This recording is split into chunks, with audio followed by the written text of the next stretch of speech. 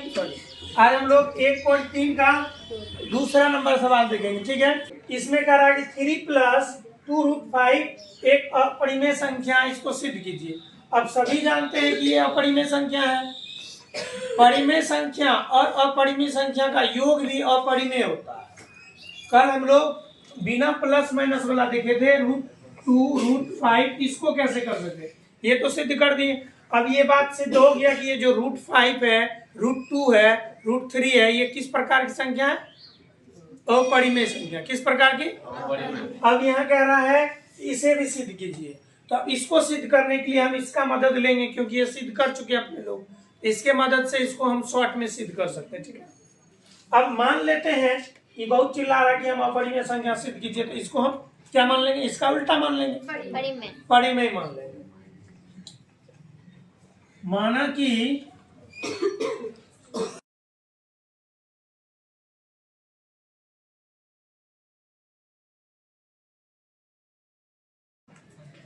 माना कि 3 प्लस 2√5 एक परिमेय संख्या। अब जब ये परिमेय संख्या है तो परिमेय संख्या का गुण इस पर लागू होना चाहिए।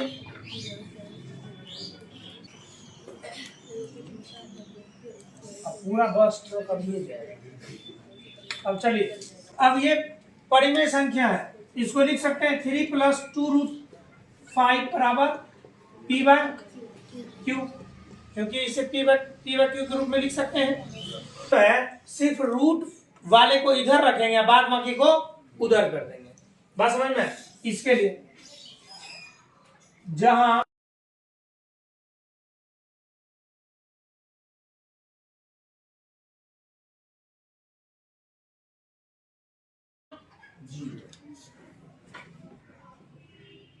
अब यहाँ इसको हम लोग बारी बारी से, ये सिर्फ इतना ध्यान रखना है कि सिर्फ एक तरफ रूट वाला होना चाहिए, दूसरे तरफ बाद बाकी सब।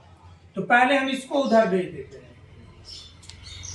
इसको लिख सकते हैं आप ऐसे, 2√5 बराबर p/q। ये 3 इधर जाएगा तो क्या हो जाएगा? माइनस हो गया। अब इसको ऐसे लिख सकते हो, इनका एलसीएम q हो गया, यहाँ p, यहाँ सब माइनस, यहाँ क्या आ जाएगा? 3q। ऐसे लिख सकते हैं।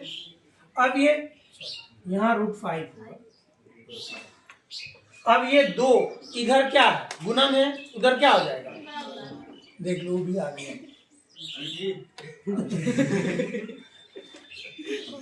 चलो, यहाँ √5 बराबर ये इधर, यहाँ क्या हो जाएगा? p-3q/2q, 2 आ जाएगा यहाँ। अब यहाँ देखो, इधर 3 2 p q सभी पूर्णांक है। क्या है? तो जब ये सभी पूर्णांक है तो ये कैसा संख्या हुआ? परिमेय। परिमेय संख्या के बराबर कौन हो सकता है? परिमेय।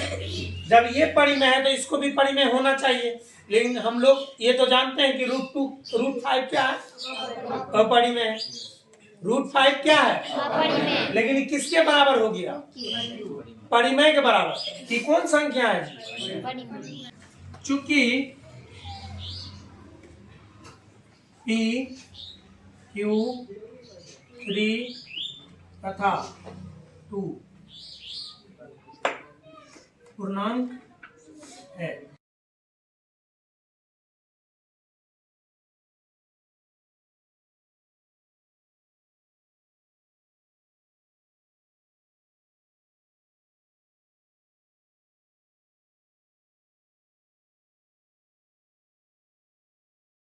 अब देखिए, इसमें p q 3 और 2 पूर्णांक है, इसलिए p-3q/2q एक परिमेय संख्या है।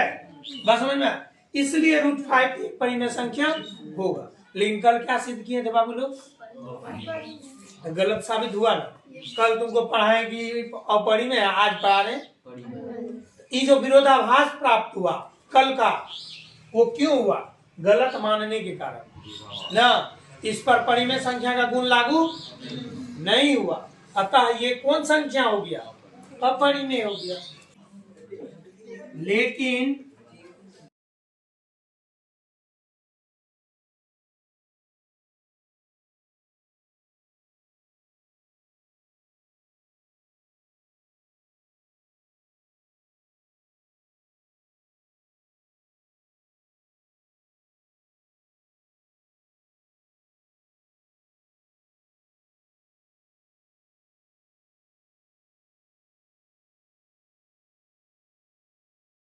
तो ये बात ध्यान रखना, जैसे कि यहाँ कुछ भी दिया हो, प्लस माइनस में दिया हो, तब इतना बात ध्यान में रख लीजिए, उनके एक पक्ष को सभी अन्य कर दीजिए और एक पक्ष में सिर्फ रूट वाले कर दीजिए। जैसे कि मान के लिए ये है 2√7 है, 2√7 है, इसको हम क्या मान लेंगे, p/q।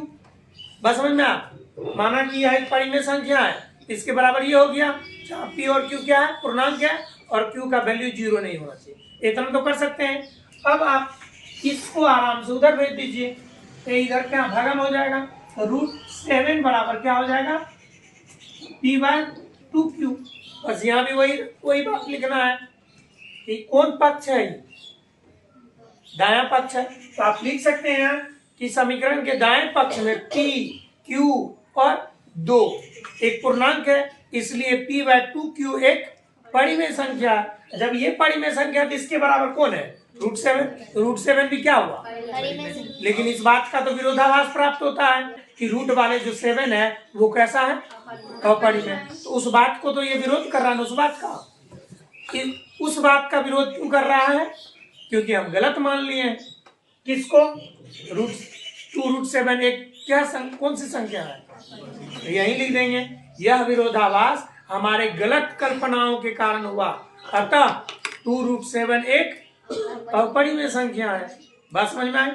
अगर मान के चलिए ये रूप में है, √2/7 है, तब इसको क्या करेंगे, तब भी इसको क्या मान लेंगे, यह एक तो परिमेय संख्या है, तब p/q हो जाएगा इसका। अब p/q का अपना गुण लिख दो, अब इसको उधर भेज दो और कुछ नहीं। √2 बराबर क्या हो गया, 7p हो जाएगा, इधर जाएगा तो होगा ना, अब /q। बस यहाँ भी वही कहानी लिख दो।